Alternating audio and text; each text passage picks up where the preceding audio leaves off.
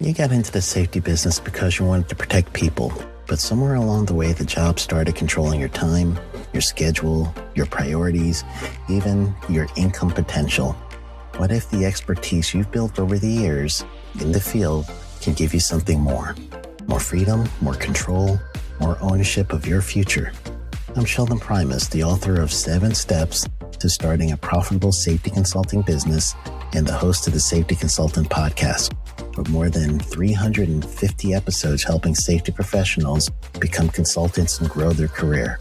Consulting changed my life. In fact, I'm a full-time RVer, and one consulting contract paid for my home I live in today. Now, I help safety professionals build their own consulting practice through bi-weekly coaching calls, accountability, and personal guidance. But this program isn't for everyone. Start with the Consultant Readiness Audit at sheldon.coach. What if everything we thought we knew about safety was just interference? From the host of the Rated R Safety Show and the founder of Safety FM comes the complete signal transmission trilogy, now available in one powerful edition. Safety, in my opinion, the book that started the conversation. Safety Mutation, where the boundaries of culture, systems, and belief begin to break. And now, Safety Transmission, the final piece of the signal.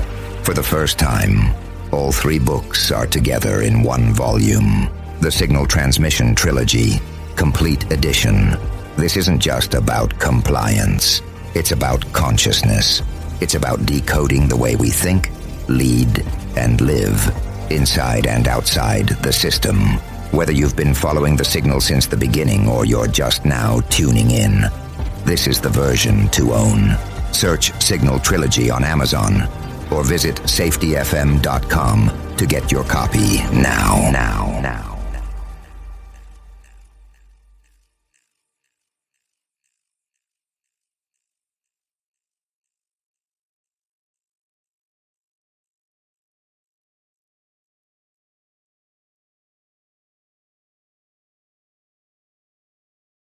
You got into the safety business because you wanted to protect people, but somewhere along the way the job started controlling your time, your schedule, your priorities, even your income potential. What if the expertise you've built over the years in the field can give you something more? More freedom, more control, more ownership of your future. I'm Sheldon Primus, the author of 7 Steps to Starting a Profitable Safety Consulting Business and the host of the Safety Consultant Podcast, with more than 350 episodes helping safety professionals become consultants and grow their career. Consulting changed my life. In fact, I'm a full-time RVer, and one consulting contract paid for my home I live in today. Now, I help safety professionals build their own consulting practice through bi-weekly coaching calls, accountability, and personal guidance. But this program isn't for everyone. Start with the Consultant Readiness Audit at sheldon.coach. What if everything we thought we knew about safety was just interference? From the host of the Rated R Safety Show and the founder of Safety FM comes the complete signal transmission trilogy, now available in one powerful edition. Safety, in my opinion, the book that started the conversation. Safety Mutation, where the boundaries of culture, systems, and belief begin to break. And now, Safety Transmission, the final piece of the signal. For the first time, all 3 books are together in one volume. The Signal Transmission Trilogy, Complete Edition. This isn't just about compliance. It's about consciousness. It's about decoding the way we think, lead, and live, inside and outside the system. Whether you've been following the signal since the beginning or you're just now tuning in, this is the version to own. Search Signal Trilogy on Amazon or visit safetyfm.com to get your copy now.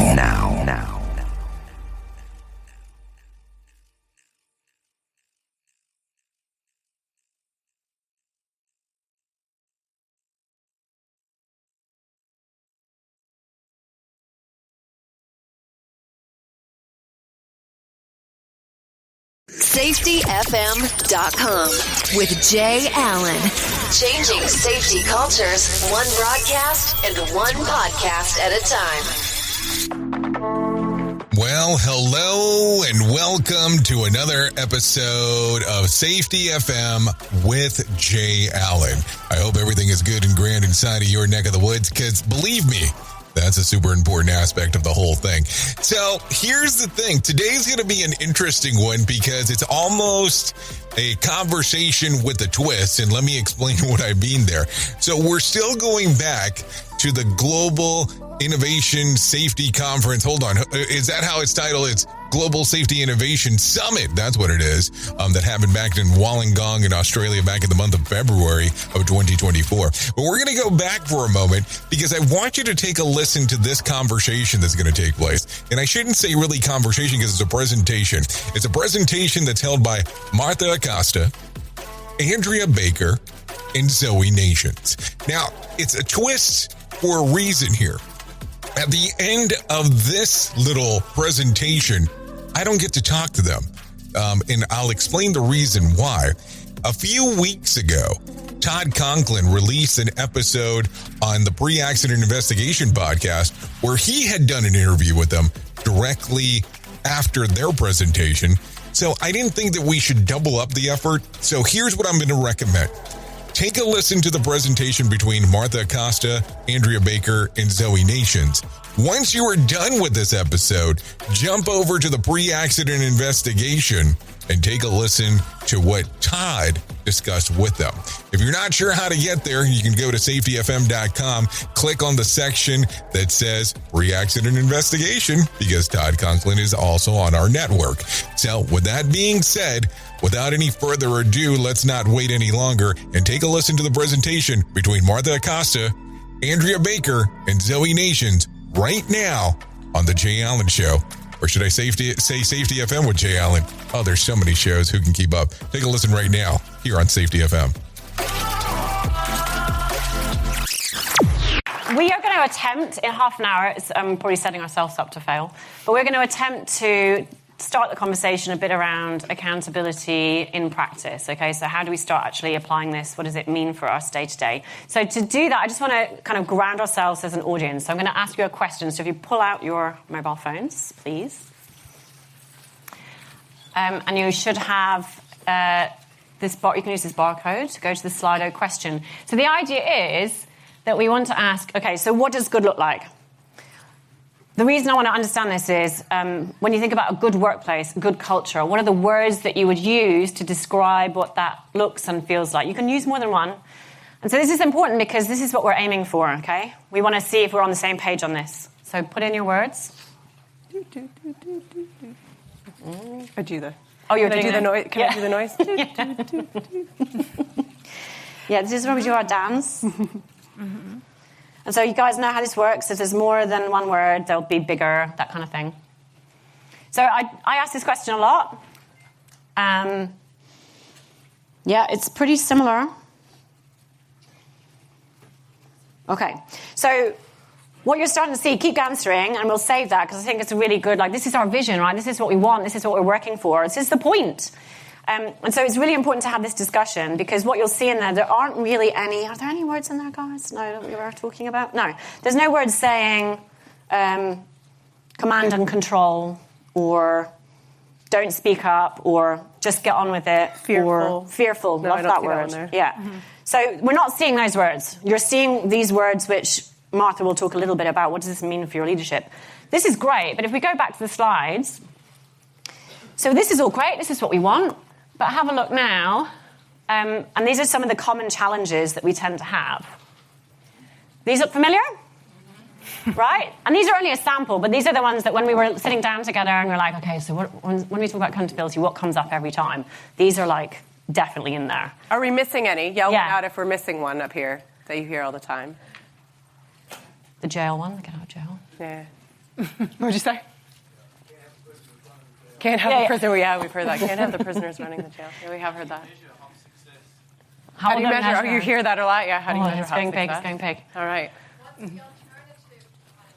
What's the alternative? Oh, yes, that is one. What is the alternative to punishment? That's a good one. So there's this tension between what we think good looks like and what we see up on the screen.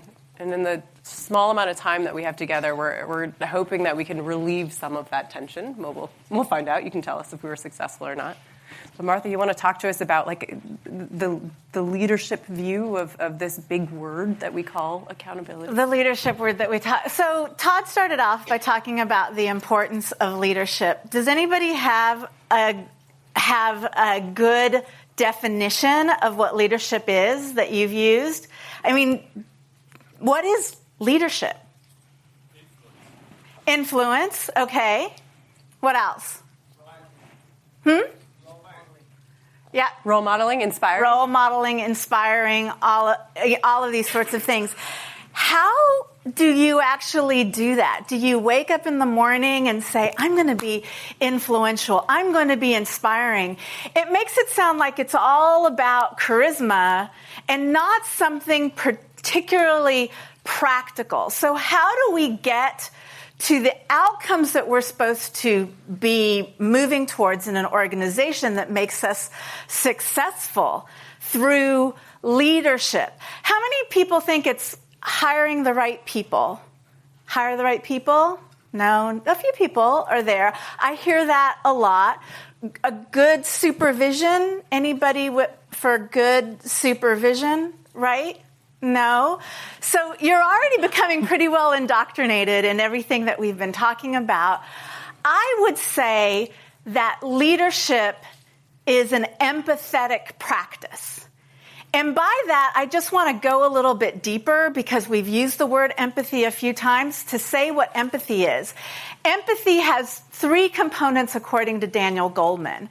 There is cognitive kind of empathy where you understand somebody else's point of view. And certainly that's been talked about by several people, by Bob, by others, sort of seeing the perspective of the worker. There is empathy with respect to understanding how other people feel. And this is the one that everyone gets mixed up on when they say, can I be too empathetic? Because they're confusing it with sympathy. And then there's the final one, which is understanding what people need. Those three things are how you actually create accountability. And it does not mean... Empathy does not mean that you're necessarily agreeing with how they see things, agreeing with how they feel, or agreeing with what they think that they need, which means that you have to have an ongoing relationship and conversation. Now, everybody, after I've worked with an organization, all the leaders always say, you know, I guess that means that we really have to have more one-on-ones. I really have to get out there in the field and talk to people and engage with them more. How many people, tell me the honest truth, how many people feel, just like was said earlier around coaching, that if you spent all your time as a leader talking to people, that you wouldn't be judged as not actually working, right? So how many people, you feel, that in order to create accountability, right, you have to have these ongoing conversations, and yet leaders don't feel like they can lead because they're trapped in HR systems, management systems, all of these things that create accountability by creating some kind of a trail. How many of you have metrics on how many one-on-ones or how many leadership by walking around elements that you have done? So we really have to change our view of how we engage in empathy as a practice. And I'm going to let you guys jump in an example. So we'll talk you through a story, okay? Because we have to have this conversation on a macro level, but you're like, okay, well, how does this work? And what tends to happen is we talk about accountability in a huge space, but let's just walk it through and see what it looks like in reality. Especially, I think it's important to go from a place where, we know what we're trying to achieve, and yet when you look at the reality of what your organization might look like today, it feels very different from that. So, I mean, at least in our world, you could see the day-to-day and think, man, I mean, that sounds utopian and lovely to view accountability this way, but, we're barely talking to each other, so how can we... Yeah. I mean, how do we get from here to there? So your story is lovely because it's like the first step, just like a bit of how you get there. Yeah, please. Yeah. So this is one story where we have Alan and Keith working on a site. They're production technicians. They're on the night shift. And they have been setting up isolations, okay? So they've been doing electrical isolations for maintenance work the next day, okay?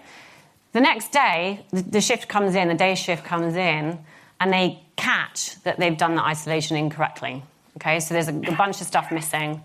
And so that's the word that we were using, okay? Well, we've caught these guys, they've done something wrong. And it's pretty obvious, because it's pretty obvious that they know the procedure and they've chosen not to follow it, right? It's what we call a violation, okay? An intentional rule break. You need a rule, intentionally broke it. I could use the just culture chart that we had at the time. We've thrown that out now, so I can't use that. So, amen. So what we do is, we've got a bit of frustration going on because this is not the first isolation incident. In fact, this is one of our biggest problems on this site. So our GM is going, normally we'd be standing down, we'd be talking file notes. In fact, the supervisor's poised, ready, going, file note, we're doing this? And he says, I'm pretty frustrated, so why don't we do some of that stuff we've been talking about? What was that? What was this fire principle? Some of that HOP stuff, whatever you want to call it. This is where we can maybe try this. So we decide to invite the poor guys into the investigation. So at the time, we were just planning to do a 5-why investigation. So we said, okay, well, why don't we just ask them to come in and have a conversation? And so they come into the room. When they come in, they're super pumped. No, they're not. They come in and they're like, right. They come in and they're just like, you can see their body language. They're coming in, they're like, hey, we know why we're here. And they sit down, and there's a few of us around. There's the investigation team. Their supervisor's not there. We did some pre-thinking about this beforehand. And so they say, look, we know why we're here because we messed up. They use stronger language with that. We messed up, okay? And so this is on us. We both, they're looking at each other going, we know what we did. We chose not to follow it. We know the procedure and we breached it. So we've got what's coming. We know the deal, okay? So can we just kind of not go through this painful process? And the GM was sitting in the meeting at that time.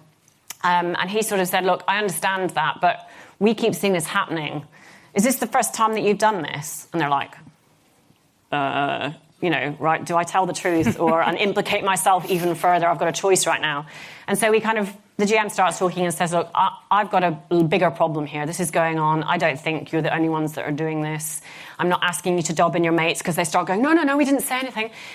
Right? There's all this kind of tension in the room. And he says, and releases the tension by saying, I just feel we've got a bigger problem. I really would like you to help us fix it. Okay? So will you do that? I'm going to leave you with the team, and I just want you to talk through what you're doing and just see where you go. And I have no intention of putting a file note against you. I want to know what we need to do different as an organisation. Okay? So there's this tiny, maybe empathy there already setting up. They're feeling it. So he leaves the room, and we have a conversation with them and walk through the job. Not the actual event, but the job. And so we learn a bunch of stuff. We don't just learn about this breach in the isolation procedure. They start sharing all these other breaches, like they're printing out the certificate, the isolation certificate, and they're saving it on their hard drive, pre-populated, because it's just really quick. They can just do it without having to do a bespoke design, which they're supposed to do every time, because they start explaining the procedure is really like long, and we've had a huge increase in the number of isolations we're having to do, and so we've got this really quick way we've done it, and we know we're not supposed to do it. So they're telling us other stuff because they've been given some permission to. And then they talk through some of the details of why they breached the isolation, and they talk us through that shift. And they say, so during the shift we noticed some issues with the paperwork. So we raised it with our supervisor, and he said, look, we need to get this isolated before the start of the day shift, or they're going to be behind. So I can live with that paperwork. Just leave it and get on with what you need to do. And they're kind of going, well, I feel like we were trying to stop the job, but we've kind of been shut down. All right, fine. It's obvious where our priorities should be. Let's just get on with it. And so they keep working through. And, of course, now we're like, probably need to speak to the supervisor. Because now, if I wanted to, I can start pointing my finger to the supervisor. And go, it's a supervisor issue. So we bring in the supervisor to have a chat with him, and we start learning that the pressures that he was under is that he is being on a performance management review and held against his other shifts. And his shift is one of the ones that's the slowest with the isolations. So he's been told explicitly to pick up his game. Right, your shift are constantly making mistakes in this space. You need to pick it up. So there's some context for him and a bunch more stuff that I won't go into. So at the end of I guess as we get towards this, we discover all this good stuff. We start solving it. So what are we going to do? How are we going to fix this? So we came up with some ideas. The guys came up with the ideas around, well, some of the isolation certification actually can be pre-populated. And this is why we looked at the risk. We walked through that, and then we walked through other ideas around the procedure and why it had been had so much complexity added into it. Because this was an ongoing problem, so we'd added more control. We thought we were doing the right thing, but of course we were making it way more complex for them. So we kind of looked at like an idea, some of their ideas just to kick off where could we remove some of this clutter. Just a start of the conversation. So we brought the GM back in. And this is where we give him a bit of feedback around where did we end up. Doesn't want to see the 5 why, just wants to listen to the guys and their conversation. This is the first time they've spoken to him face-to-face, right? They've been in town halls like this, but never face-to-face. So they have a conversation, he's listening and he's going, okay, this is really helpful. I've got some stuff I can work with on here. And the guys are telling him, in front of him, looking him in the eye and saying, we breached this and then we didn't follow this. They're not laughing and going, ha, we got away with it. They're telling him honestly, and then they're coming up with ideas. And then at the very end, as we're kind of wrapping up and unpacking away our stuff, I see them go over to the GM and they just go and say, look, I'm really sorry about this. We feel terrible. I'm really, from the bottom of my heart, I'm sorry that we've breached this. But thank you for letting us be part of this because this is not how we thought this was going to go. And the GM says, well, no, I want to thank you because you gave us a lot of stuff. And they shake hands. And so the restorative part of this is what happens next, is those guys go back into work. Alan and Keith go back to work, and they're like, what happened to you then? Where's the file note? And they start going, well, actually, that's not how it went down. So that stuff we've been trying to get through about the isolation certification, I think we're going to be allowed to do some of it. And he listened. So it's one data point. It's 2 people in a huge organization. But it's one more data point that's clawing us closer to that list that we're trying to aim for, one data point at a time. So that's kind of that restorative justice, if you walk it through in one example. Yeah. And if we're thinking about practically what accountability can look like the type of accountability that we all want to have, that's a really good mental picture of what it does look like. And maybe it's naive to use, but I mean, I tend to use just the dictionary definition of accountability, the Merriam-Webster specifically dictionary definition nice, of it. Pull it out. And it's somebody's willingness to take responsibility for their actions and to account for to tell the story of their actions. And if we picture a group of people working together in which that's how we tend to interact, right? We're willing to take responsibility and to talk about, I made this decision and I'll walk you through why I made it. That sounds like a fairly lovely place to work. But then we very quickly tend to confuse this notion of accountability with disciplinary action or HR disciplinary action. And I think it's because historically we maybe thought that the way that you get accountability is through disciplinary action, but they're very different concepts.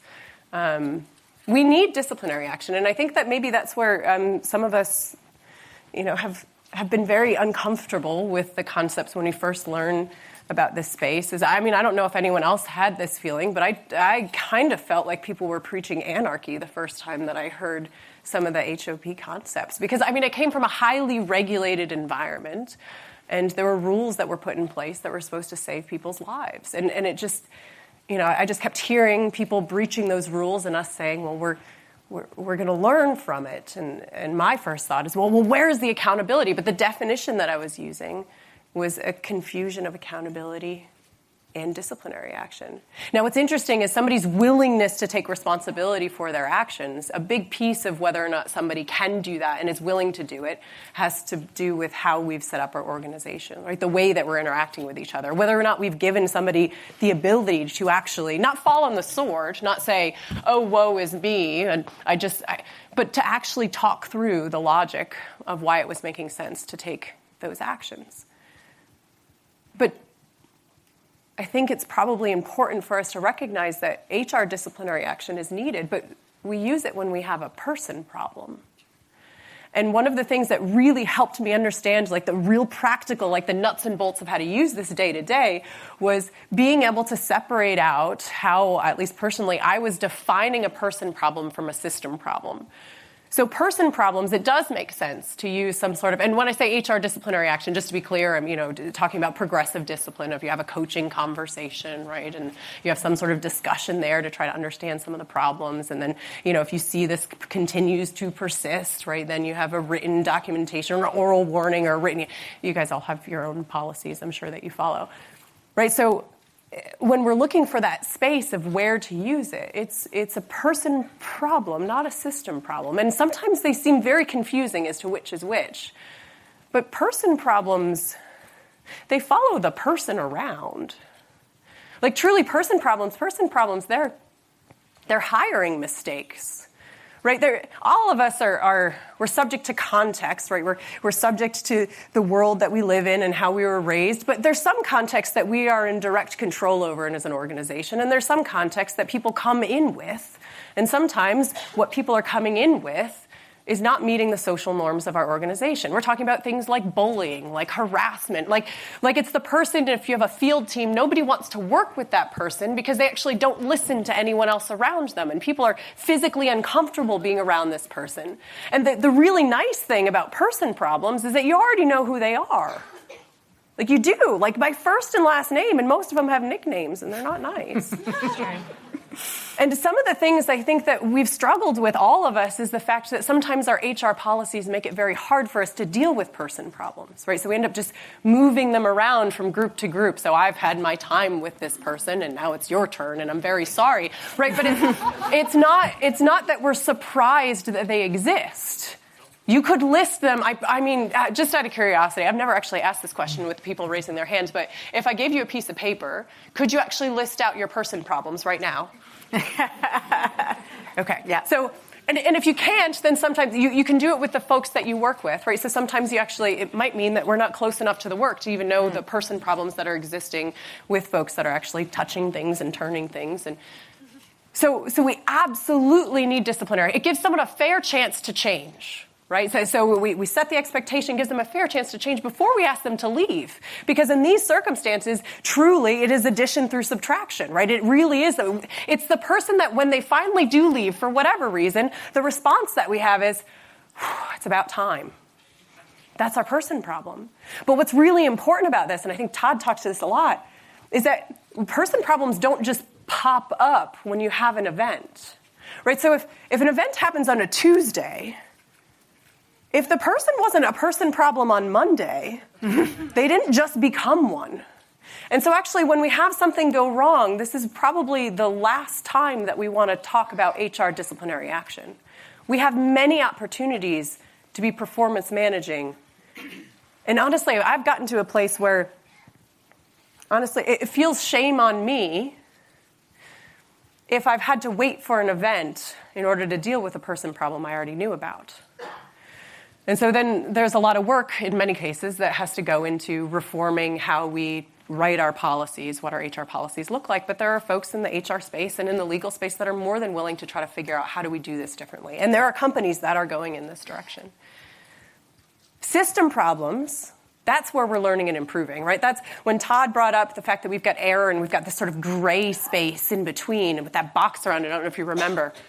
That's the place where learning and improving is important, because system problems, it's not, you could have many people interacting with that system. It follows the system around. Person problems, if you remove the person, the problem goes away, and it's lovely. It 100% goes away if the person's gone. System problems, you could remove a person, and you're going to see that same behavior that you don't like pop up again. You're going to see it over and over again. And that's a really clear indication that it isn't a function of the human that's there. It's a function of the environment that we've put the human in. And so actually just this separation, if you could throw the slide up, right, just being able to separate these concepts out. And this is probably not a perfect definition by any means, but it's the way that my brain separates these things out. We do have person problems. It's a very small percentage. And if we can get good at least asking ourselves this question, are we dealing with a person problem or a system problem, we actually can get pretty far in a discussion about what we should be doing next. And I know this just from a tiny case study. And the case study is the fact that my poor husband, who's a plant manager, has to hear me talk about these things all the time. And it's affected the way, so it's a fairly small site, about 800 people that work at this site. But he actually, in his fairness, do you guys have like meetings about like fairness and whether or not you're going to administer disciplinary action? You have those, you know what I'm talking about? Yes, they do. Yes, they do. Well, in that meeting, one of the things that he just talks about on the surface is when an incident comes up, whether this is a quality issue or a safety issue, whatever the outcome is, right, whatever the part of the process we ended up touching, he just asks people, hey, help me understand if this is a person problem or a system problem. And then he asks a lot of questions to figure out which one we're dealing with. Tells me it works. I don't know, but I'm also his wife, so so you try it out and let us know if it works. But Martha, anything we're missing here? Well, I mean, I think one of the things to actually pay attention to is that leadership is an important organizational system as well. And so as we've been talking about it, I think everybody needs to spend some time reflecting on their own leadership and how they're creating an opportunity for your influence, we use the word influence, to continue beyond your presence. And so this, you know, you think about the example that Zoe gave with that GM in that very simple interaction of accepting an apology, just accepting an apology, and how that could have an enormous influence beyond his presence on the rest of the organization, where the organization can say, maybe things have changed here. Maybe I can believe the messages, the posters on the wall about our values. Maybe there is actually a chance that someone cares what I think, that my leaders, that my feelings are something that I can talk about and work through, and that being able to express my needs and also be in a conversation with my leaders so that I can really figure out how my needs are going to be met. Because sometimes, you know, we put a lot on the worker. They don't always know what they need, and we need a conversation to figure that out together. Once they see curiosity, vulnerability, and compassion in their leadership, your organization will change so that the fear, the recrimination, the shame, the emotional reaction to blame no longer has the destructive power that it had before. We're all human beings. We will have those things will happen. But they don't have to have the destructive power of completely ruining your organization's efforts to create a safe workplace.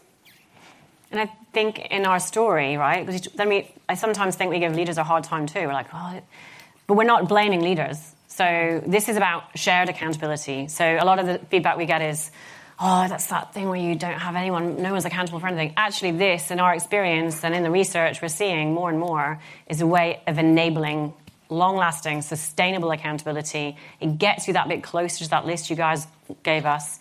And, you know, you're both walking away with a shared understanding what happened. You're restoring the justice. You've got a little bit more operational learning, operational insight, and just a little bit, right? It's not like from zero to hero, but we're just this is a long-term change that we need to go through. And which do you think is harder? I mean, which would you rather do? Would you rather cultivate your curiosity, your vulnerability, and your compassion, or would you rather live with the pressure of having to be charismatic and always be right? What would you rather be? Yeah, easier said than done. Yeah, thank you. Cool. Thank you. The views and opinions expressed on this podcast are those of the host and its guest and do not necessarily reflect the official policy or position of the company. Examples of analysis discussed within this podcast are only examples. They should not be utilized in the real world as the only solution available, as they are based only on very limited and dated open source information. Assumptions made within this analysis are not reflective of the position of the company. No part of this podcast may be reproduced, stored in a retrieval system, or transmitted in any form or by any means, mechanical, electronic, recording, or otherwise, without prior written permission of the creator of the podcast, Jay Allen. You got into the safety business because you wanted to protect people, but somewhere along the way, the job started controlling your time, your schedule, your priorities, even your income potential. What if the expertise you've built over the years in the field can give you something more? More freedom, more control, more ownership of your future.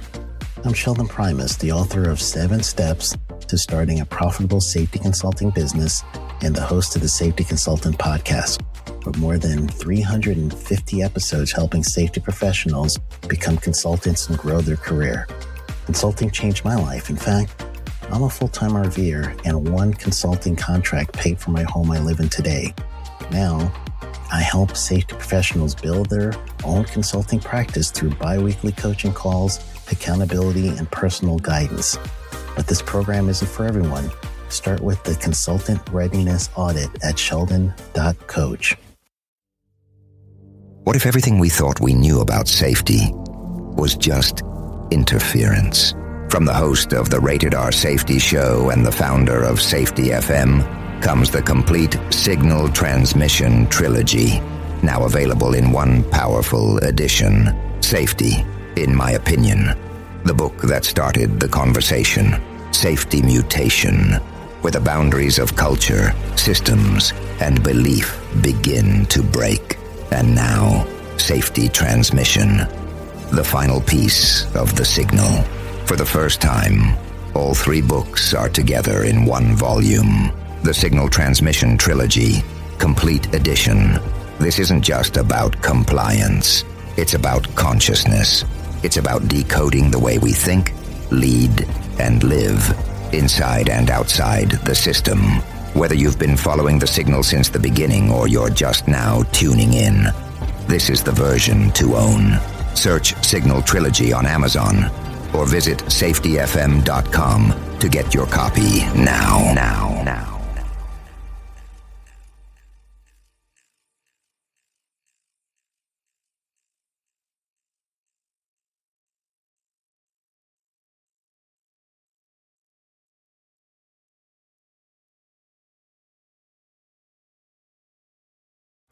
You got into the safety business because you wanted to protect people, but somewhere along the way, the job started controlling your time, your schedule, your priorities, even your income potential. What if the expertise you've built over the years in the field can give you something more? More freedom, more control, more ownership of your future. I'm Sheldon Primus, the author of 7 Steps to Starting a Profitable Safety Consulting Business and the host of the Safety Consultant Podcast, with more than 350 episodes helping safety professionals become consultants and grow their career.